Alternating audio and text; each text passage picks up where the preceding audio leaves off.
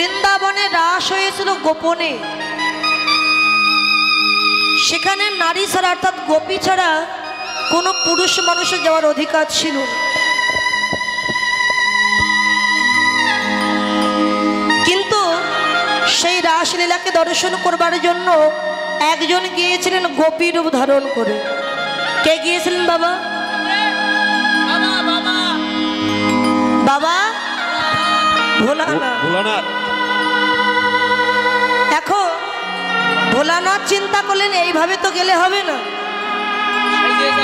রাসমঞ্চের দাঁড়িয়ে ছিলেন মা যোগ মায়া মানে পার্বতী। ভোলানাথ তখন একটু গোপী সেজেছে, শাড়ি পরেছেন, মাথায় ঘোমটা দিয়েছেন। যতই সাজুক ভুড়ি মোটা মাথায় জটা এগুলো লুকাতে মনে নেই। যত রাসমঞ্চের দিকে এগিয়ে যাচ্ছেন রাসমঞ্চের নৃত্যগীত আস্তে আস্তে সব বন্ধ হয়ে যাচ্ছে। মা যোগমায়া চিন্তা করলেন কি একটু আগে কত গান বাজনা হচ্ছিল, কত নৃত্যগীত হচ্ছিল, আস্তে আস্তে সব বন্ধ হয়ে যাচ্ছে, কিছুই তো শোনা যাচ্ছে না। তাহলে এখানে অন্য কেউ কি প্রবেশ করেছে? যার দেহে কামের গন্ধ আছে, পুরুষ অভিমান আছে। তো মা যোগমায়া একটু এগিয়ে গেছেন সামনে, দেখছেন একটা গোপী আসছে, মাথায় ঘোমটা দেওয়া বড় করে, দাঁড়িয়ে যেটা কাজ দ্বার রক্ষা করা। মা পার্বতী বা যোগমায়া ভোলা মহেশ্বরের সম্মুখে গিয়ে দাঁড়িয়েছে। দাঁড়া। আরে কে কে তুমি? আমাকে চিনতে পারছো না? আমি তো এই বৃন্দাবনের গোপী। গোপী তো বুঝলাম, তো ফুলকপি না বাঁধাকপি? এখন কি ওগুলো আছে? তুমি আমাকে চিনতেই পারোনি। আমি বৃন্দাবনের শ্বেত গোপী। ও, তোমার গায়ের বর্ণ সাদা বলে তোমার নাম শ্বেত গোপী? আচ্ছা গোপী, হ্যাঁ, তুমি যাচ্ছ কোথায়? আরে আমি তো এসেছি এই রাসলীলা দর্শন করব বলে। রাস দেখতে এসেছো? হ্যাঁ। তোমাকে তো বৃন্দাবনের আগে আমি কোনোদিন দেখিনি। এর আগে দেখবে কি করে? এর আগে তো আমি আসিনি, এই প্রথম এলাম।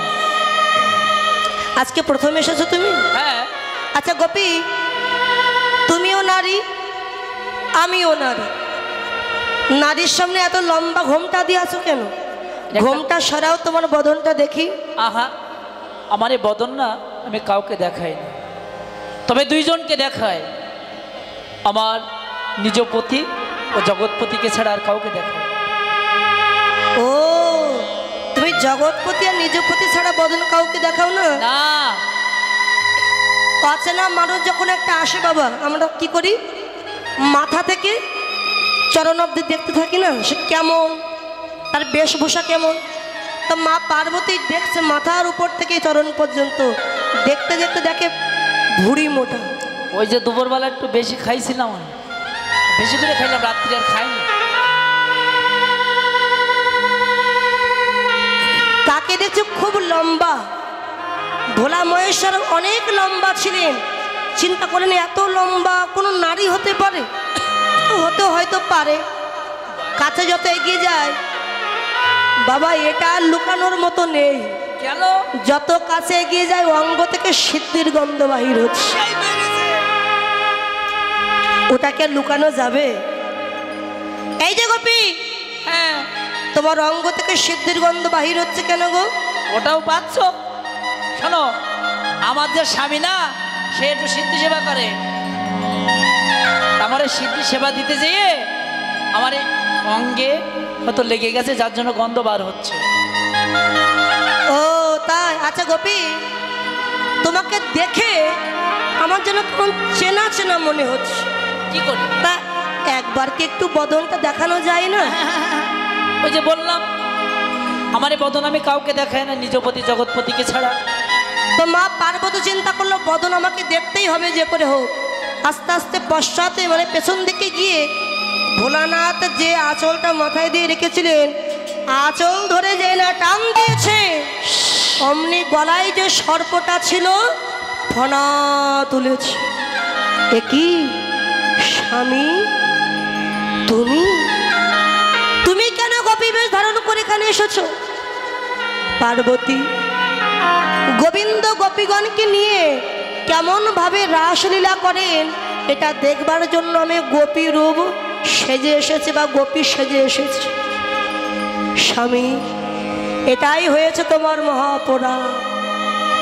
শাস্ত্রে বললেন সাধু হও, সাধু যেন সেজো না। গোপী হও, গোপী সেজো না। আমি গলায় বড় বড় তুলসীর মালা দিলাম, কপালে কালো তিলক দিলাম, দৌড় কপিনি পরিধান করলাম, আর সদা সর্বদা চিন্তা করছে কার কখন ক্ষতি হবে, কি করলে ওর ক্ষতি হবে, কার জমিতে গিয়ে বেড়া দেব। মানে ভগবানের চিন্তা বাদ দিয়ে লোকের ক্ষতি করার চিন্তা করছে। আমি কি সাধু হতে পারবো? আমি কি ভক্ত হতে পারবো? ভক্তের চিন্তা কি, সাধুর চিন্তা কি? সবসময় কৃষ্ণ চরণ ভজন করে। সাধু হও, সেজো না জীবনে। তুমি তো গোপী সেজে এসেছো, তুমি তো গোপী হতে পারোনি। পার্বতী, তুমি আমাকে একবার কৃপা করে ভিতরে প্রবেশ করতে দাও না। শোনো, যার দেহে কামের গন্ধ আছে, পুরুষ অভিমান আছে, তার দ্বারা তো কখনো গোবিন্দের কৃপা বস্তু পাওয়া যাবে না। ফিরে যাও তুমি। যখন ভোলানাথকে ভিতরে প্রবেশ করতে দিলেন না, এই ভোলানাথ বড় ব্যথিত অন্তরে কেঁদে বলেছিলেন, পার্বতী তুমি বড় ভাগ্যবতী। কেন জানো? তুমি আমার চরণের সেবিকা দাসী হয়েও তুমি জগৎপতি কৃষ্ণের চরণ সেবা করতে পেরেছ। তুমি বড় ভাগ্যবতী। আমার ভাগ্যে তো হলো না গোবিন্দের কৃপা পাওয়া। তা কথা দিলাম যে রাসলীলা আজকে গোপনে করছে প্রভু, একদিন না একদিন এই রাসলীলাকে প্রকাশ করবেন। সেদিন গোপনে নয়, প্রকাশ করবেন। আর সেদিন আমার মনের আশা আমি পূর্ণ করব। সেই ভোলানাথ কলিযুগে হয়েছেন কে? অদ্বৈত আচার্যদেব। মায়েরা শিবের মাথায় জল ঢালেন না মা? শিবের মাথায় কে কে জল ঢালেন একটু হাত তুলুন। বাহ, সবাই শিবের মাথায় জল ঢালি কেন? ভালো বর পাওয়ার জন্য, তাই না বাবা? এখন প্রশ্ন হবে, কলিযুগে কি শিব আছে? কলিযুগে শিব হলেন অদ্বৈত প্রভু। তবে হ্যাঁ, শিবের মূর্তি আছে, শিবলিঙ্গ, এগুলো তো আগের যুগের তার রূপ। কিন্তু কলিযুগে তিনি হয়েছেন অদ্বৈত আচার্যদেব। কেন না, ভগবান শ্রীকৃষ্ণ যুধিষ্ঠিরকে নিয়ে যখন রাজসহ যজ্ঞ করেছিলেন, সেই যজ্ঞে কৃষ্ণচন্দ্র যুধিষ্ঠিরকে ডেকে বলেছিলেন, দাদা তুমি যে যজ্ঞ করছো এই যজ্ঞে যেন কাউকে বাদ দিও না, সবাইকে নিমন্ত্রণ করো। কে ব্রাহ্মণ, কে চাণ্ডাল, কে ধনী, কে গরিব, এই ভেদাভেদ না করে সবাইকে নিমন্ত্রণ করো। যুধিষ্ঠির মহারাজ সবাইকে নিমন্ত্রণ করেছিলেন, কিন্তু একজনকে নিমন্ত্রণ করেননি। তিনি নিচু কুলে জন্ম নিয়েছিলেন বাবা, তার নাম হচ্ছে পরম ভক্ত রুহিদাস। চিন্তা করলেন একটা নিচু জাত কখনো ভক্ত হতে পারে না, কিন্তু বৈষ্ণবের কোনো জাত হয় না। যে জন কৃষ্ণ ভজে সেই যে পরম বৈষ্ণব। ভগবান যেন মনের বাসনা পূর্ণ করেন, কৃষ্ণ পদে যেন মতি থাকে, গোবিন্দ যেন দীর্ঘায়ু দান করেন। তাই গৌর হরি বল, হরি বল। আর কমিটির পক্ষ থেকে আপনাদের কাছে গেছে কালেকশনের জন্য। আপনারা যে যা পারেন গোবিন্দ সেবায় দান করবেন। আপনাদের সাহায্য সহযোগিতা ছাড়া কখনো কিন্তু একটা অনুষ্ঠান দেওয়া সম্ভব নয়। আপনাদের একটু একটু দান আরও জীবনে ভবিষ্যতে অনেক কিছু হতে পারে। দেখুন, এতদিন যা খরচ করেছেন খরচই হয়ে গেছে, কিন্তু আজকে গোবিন্দের নামে গোবিন্দের ব্যাংকে যেটা দান করবেন সেটা গোবিন্দের খাতায় তোলা থাকবে। যাই দান করবেন দ্বিগুণ হয়ে যাবে। তাই এমন কিছু দান করুন যাতে আপনার অর্থ দিয়ে একজন ভক্ত বৈষ্ণবের সেবা হয়ে যায়, গোবিন্দ সেবায় লাগতে পারে। সকলে দান করবেন। তাই গৌর হরি বল।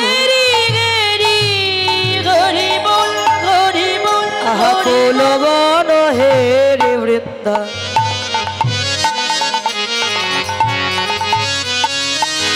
বনের সামন কেবা ফুলবনা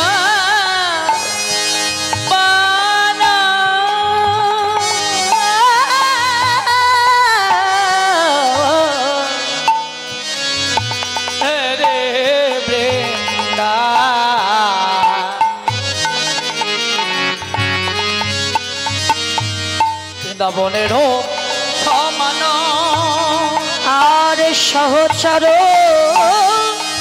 গণগোপী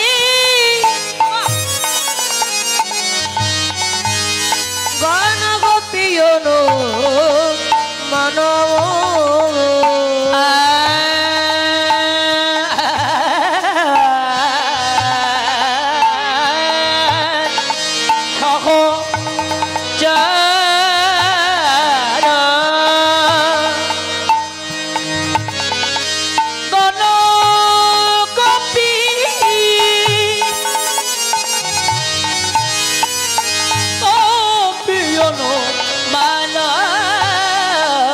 ফুলব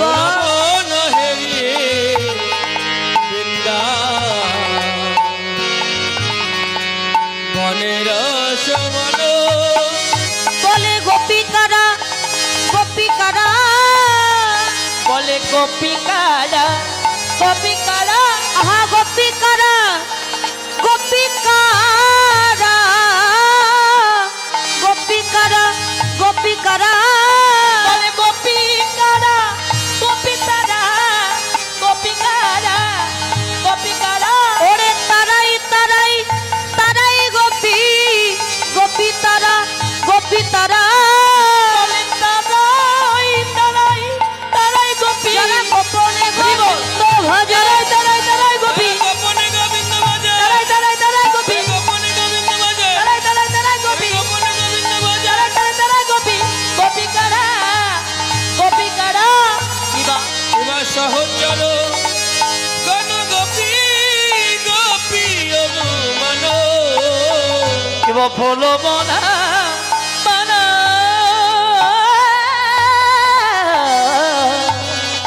রে বৃন্দা বৃন্দা বনের সমান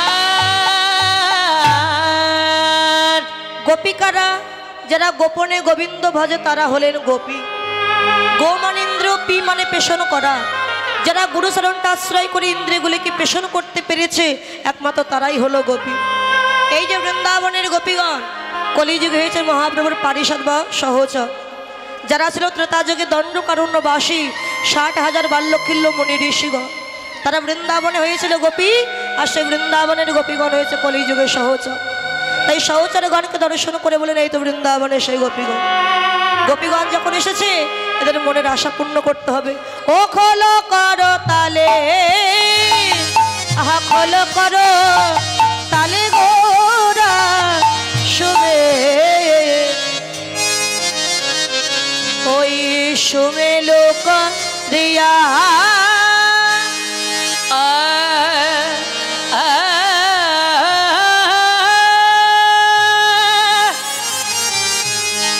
হলো করো তালে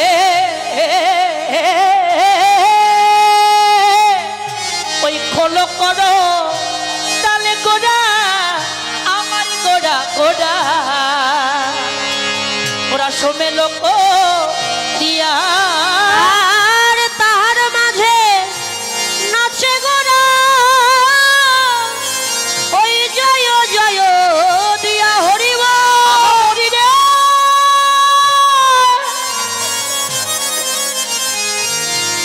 তাহার মাঝে নাচে গোড়া জয় জয় দিয়া দিয়া রে বলে হরি বল হরি বল বলে হরি বল হরি বল হরি বল হরি বল বলে হরি বল হরি বল এই তো মহারাশির বল হরি বল হরি বল এই তো মহারাজের বল হরি বল হরি বল এই তো মহারাশির বল হরি বল হরি বল এই তো মহারাজের বল হরি বল হরি বল বলে তাকে ধিক তাকে ধিক তাকে ধিক তাকে ধিক কাকে ধিক যে আমার মতো মানুষ তাকে ধিক্কার বাবা, হ্যাঁ তাকে ধিক, তাকে ধিক, তাকে ধিক, তাকে ধিক। উলুধ্বনি দেয় না যারা তাকে ধিক, তাকে ধিক। যারা উলুধ্বনি দেয় না যারা তাকে ধিক, তাকে ধিক। উলুধ্বনি দেয় না যারা তাকে ধিক, তাকে ধিক। উলুধ্বনি দেয় না যারা তাকে ধিক, তাকে ধিক। আর কাকে ধিক? আছে তো, তাকে ধিক, তাকে ধিক। তাকে ধিক, তাকে ধিক।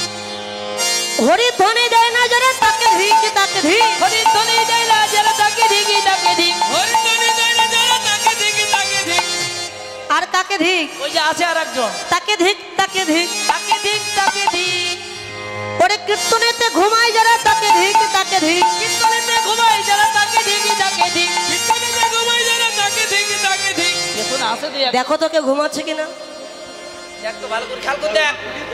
তোরে ত্রিনয়ন দিয়ে দেখ তো, ত্রিনয়ন দিয়ে দেখ। ঘুমাচ্ছে না? কেউ ঘুমাচ্ছে না তো? ঘুমালে কিন্তু সর্বনাশ হয়ে যাবে। আবার তাকে ধিক, তাকে ধিক। তাকে ধিক, তাকে ধিক। তাকে জানো ওই বাড়ির কথা বলে যারা তাকে ধিক, তাকে ধিক। বাড়ির কথা বলে যারা তাকে ধিক, তাকে ধিক। অনেক সময় কীর্তনে এসে গল্প করি না, ও দিদি এই শোন, দেখ চোখ বন্ধ। তোর মেয়ে বিয়ে দিয়েছিস? এই মেরেছে। 2.5 বছর বয়স তোর মেয়ের। ও দিদি ছেলে বিয়ে দিয়েছিস? কেন? ভালো তো। বৌমা বেলা 10টার সময় ঘুম থেকে ওঠে? তোর বৌমা কত ভালো, আর আমার বৌমা বেলা 12টার সময় ওঠে। তাই তাকে ধিক যারা বাড়িরই গল্প করে। এবার মহাপ্রভুর এই যে খোল, হ্যাঁ, এটার নাম কি মা? অনেকেই জানে না। এর নাম হলো মৃদঙ্গ। এই খোলটার মাহাত্ম্য কি জানেন? এই খোল শুধু খোল নয়, এই খোলে ডাইনে আছে নিত্যানন্দ, বামে আছে গদাধর, রশিতে আছে শ্রী চৈতন্য মহাপ্রভু। আর এই যে খোলের যে বেদী, কি বলে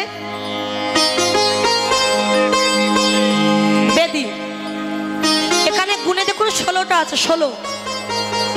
16কে বলা হয় 16 নাম 32টা যে অক্ষর, ওই 32 অক্ষর এখানে। এই 32, এখানে কয়টা আছে?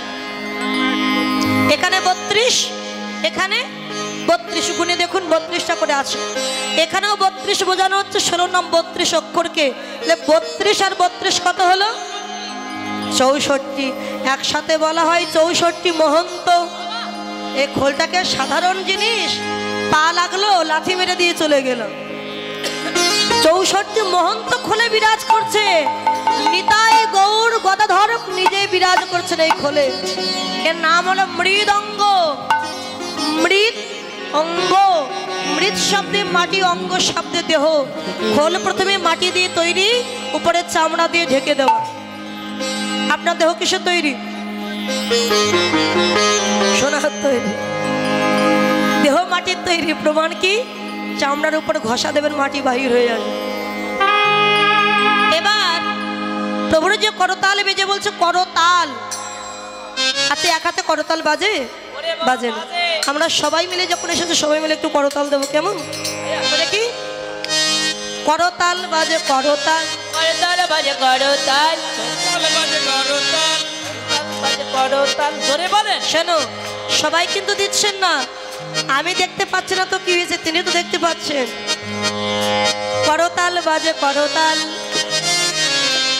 করতাল বাজে, করতাল, করে করে তাল মিশিয়ে করতাল বাজে, করতাল।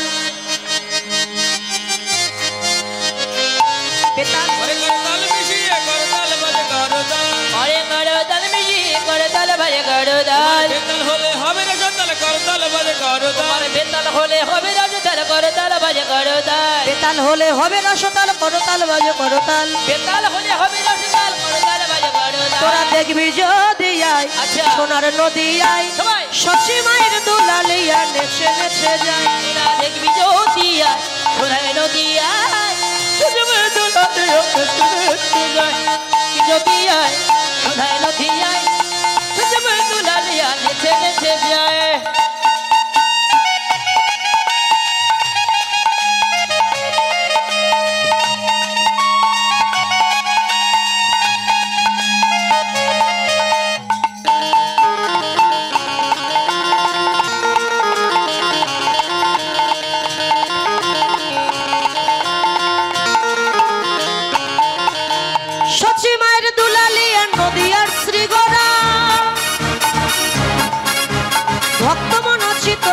ভক্ত মনোহরা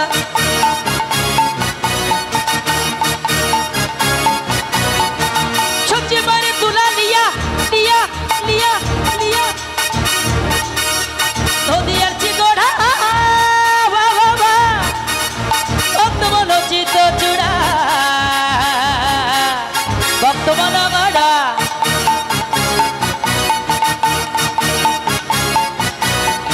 সবচেয়ে বারে তুলা লিয়া লিয়া লিয়া লিয়া নদিয়ার চিগড়া বাবা ভক্ত মনোচিত চূড়া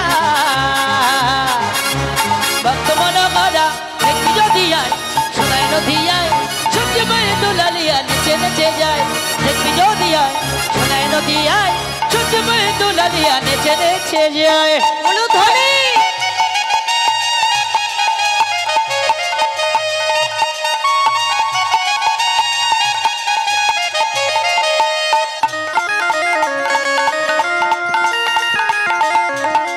বাবা বাবা হরে কৃষ্ণ কৃষ্ণ কৃষ্ণ হরে হরে হরে রাম ভাই। রাম রাম হরে হরে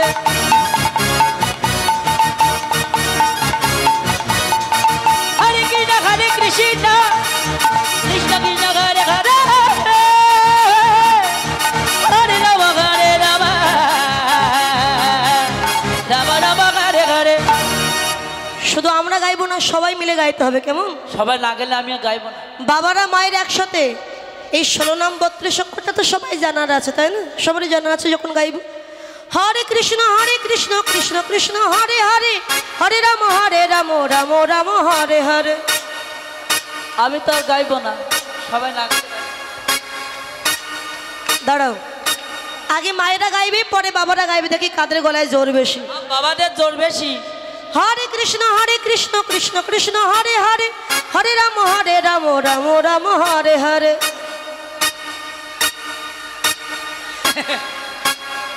অত পান খালি আর জোর বেড়ায়। ও মা, শাশুড়ির সঙ্গে ঝগড়া করার সময় যে আরো জোর হয় মা। ওটা এখানে বের করবে না তো, সবাই জেনে যাবে না। ওইভাবে ঝগড়া করে এর বাবারা কেমন? হরে কৃষ্ণ কৃষ্ণ কৃষ্ণ হরে হরে হরে রাম রাম রাম হরে হরে। ওরে বাবা, দেখেছেন বাবাদের গলায় কত জোর? হয়তো বাবারা দেখো কত ভালো। শোনো শোনো, হাসতে হবে না। জিতলো কোন দল? বাবারা। বাবারা ফার্স্ট আর মায়েরা প্রথম। তাই হয় নাকি? মায়ের একসঙ্গে বার। হরে কৃষ্ণ কৃষ্ণ কৃষ্ণ হরে হরে হরে রাম রাম রাম হরে হরে।